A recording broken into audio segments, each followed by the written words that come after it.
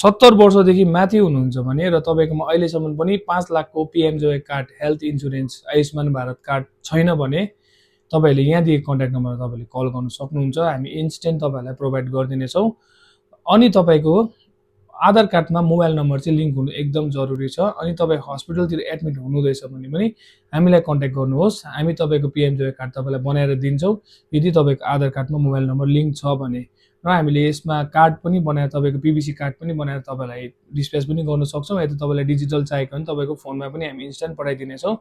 र तपाईँले चाँडोभन्दा चाँडो हामीले यहाँ दिएको नम्बरमा कन्ट्याक्ट गर्नुहोस् होला। र तपाईँले पिएमजेवाई कार्ड 5 लाखको इन्स्ट्यान्ट तपाईँले बनाउन सक्नुहुन्छ र तपाईँले युज गर्नु पनि सक्नुहुन्छ।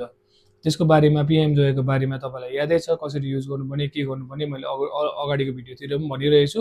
र यो 5 लाखको 70 वर्षदेखि माथि चाहिँ जो हुनुहुन्छ यहाँदेखिको कन्ट्याक्ट नम्बरमा तपाईँले कल गरेर तपाईँले तपाईँको पिएमजेवाई कार्ड बनाउन सक्नुहुन्छ इन्स्टेन्ट। र हामी चाहिँ साइबर क्याफेबाट हो, त्यही भएर चाहिँ हामी केही चार्जहरू हामी उठाउनेछौँ र यो चाहिँ चार्जेबल हुनेछ। धन्यवाद। यो भिडियो सक्दो सेयर गर्नुहोस् होला। यो भिडियोद्वारा कसै न कसैलाई हेल्प भएको होस्।